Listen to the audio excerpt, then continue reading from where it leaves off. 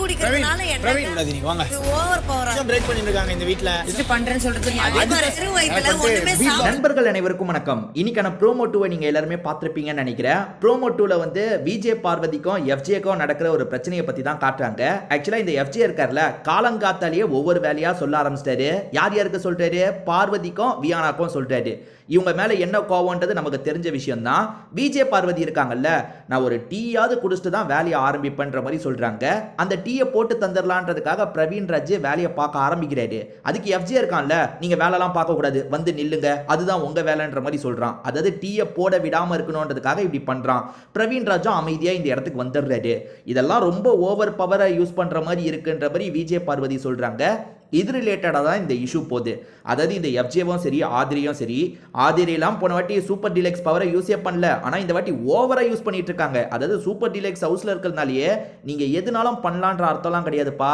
ஓரளவுக்கு பண்ணலாம், அதுதான் அதை பண்ணுங்க இதை பண்ணுங்கன்னு சொல்லலாம். நீ ஒரே டைமில் 40 வேலையெல்லாம் விடக்கூடாது. அதே மாதிரி திரும்ப திரும்ப அவங்கள வேலை விட்டு டார்ச்சர் பண்ணுவோன்றதெல்லாம் பண்ணக்கூடாது. அதாவது ஒருத்தரை டார்ச்சர் பண்ணுற உரிமையை உங்களுக்கு யாருமே தரல. சரி, இந்த இஷ்யூ வருதாங்க.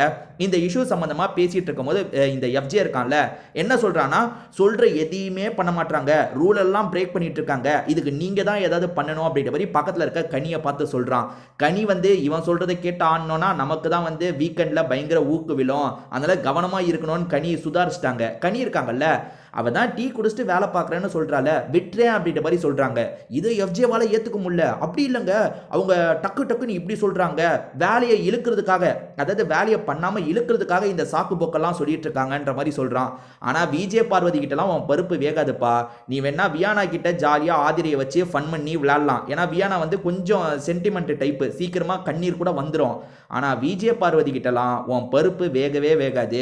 விஜே பார்வதி ஒன்ன வச்சே உன் கேம் அம்பலப்படுத்திடுவாங்க. நீ உன்னை பேச விடுறாங்க பத்தியா, பேச வச்சே உன் கேம் அம்பலப்படுத்திடுவாங்க. ஸோ விஜே பார்வதி சும்மாவே வந்து என்னடா கிடைக்கும் பண்ணலான்னு யோசிக்கிறவங்க. இவன் அல்வா மாதிரி ஒரு சான்ஸை தந்துட்டானா, இந்த சான்ஸை விடவே கூடாதுன்ற மாதிரி விஜே பார்வதி நிறைய பேசுறாங்க. ஒரு டீ கூட என்ன குடிக்க விட மாட்டியா, என் வயிறு ஒண்ணுமே இல்லை, அப்படியா கொடுமை பண்ணுவீங்க அப்படின்ற மாதிரிலாம் விஜே பார்வதி பேச ஆரம்பிச்சிட்டாங்க.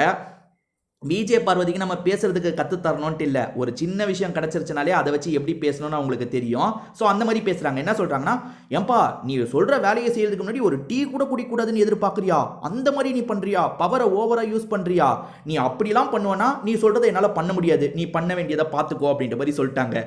ஏற்கனவே விஜே பார்வதி ஒரு வாட்டி வேலை பண்ணாம போயிட்டாங்க. அதுக்கு விஜய் சேதுபதி ஏதாவது கேட்பாரு, பிக் பாஸ் ஏதாவது கேட்பாரு, பெரிய தண்டனை தருவாங்க அப்படின்ற மாதிரிலாம் இவங்க எல்லாருமே கணக்கு போட்டாங்க. ஆனால் கடைசி வரைக்கும் பிக் பாஸும் எதுவும் கேட்கல, விஜய் சேதுபதியும் அதை பத்தி பெருசா எதுவும் கேட்கல. இப்ப விஜய் பார்வதி இவங்க ஓவரா பண்ணிட்டு இருந்தாங்கன்னா வேலை செய்ய முடியாது, உன்னால முடிஞ்சதை பண்ணிக்கோ, அப்ப பண்ணாங்க பாத்தீங்களா, அதே மாதிரி பண்ணிடுவாங்க. ஸோ இவனுங்க ஓரளவுக்கு வேலை வாங்குறாங்களா, அதாவது விஜய் பார்வதியை வியானாவை ஏதாவது பண்ணோன்னு நினைக்கிறீங்க, அதெல்லாம் எனக்கு புரியுது, உங்களுக்கும் கடுப்பு இருக்கும்ல, பண்ணோன்னு நினைக்கிறீங்க, அதெல்லாம் தப்பு கிடையாது, கொஞ்சமா பண்ணுங்க. ஓவரா பண்ணோன்னு நினைச்சீங்கன்னா விஜய் பார்வதி இந்த விஷயத்தை வச்சு பயங்கரமா ஸ்கோர் பண்ணிடுவாங்க, உங்களுக்கு தான் பிரச்சனை வரும். அதாவது இந்த புள்ளி கேங் இருக்காங்க பார்த்தீங்களா, ஆதிரையே, அதுக்கப்புறம் எஃப்ஜே. இதை பாருங்க, ஆதிரை கிட்ட ஒருத்தர் பேசும்போது எஃப்ஜே கிண்டல் பண்ணிட்டு இருக்கான், எஃப்ஜே கிட்ட பேசிட்டு இருக்கும்போது ஆதிரை கிண்டல் பண்ணிட்டு இருக்காங்க, குறுக்க வந்துட்டு இருக்காங்க. ஏன்டா நீங்களாம் வந்து தைரியமா இருந்தா ஒருத்தர் கிட்ட பேசுங்கடா, 2 பேர் 3 பேர் சேர்ந்து ஒருத்தரை கார்னர் பண்றாங்க. அந்த வியானான்ற பொண்ணை இந்த ஆதிரை எஃப்ஜே 2 பேருமே கார்னர் பண்ணிட்டு இருக்காங்க. வீட்டுல ஒருத்தனுக்கு கூட துப்பு இல்லைங்க, ஏன்டா இப்படி பண்ணிட்டு இருக்கீங்க, அவங்க ஒரு வேலையை முடிச்சுட்டு இன்னொன்று வேலை பண்றேன்னு சொல்றாங்கல்ல, ஏன் இப்படி டார்ச்சர் பண்றீங்கன்னு ஒருத்தன் கூட கேட்க மாட்டாங்க. ஒருத்தனுக்கு கூட அறிவே இல்லை போல.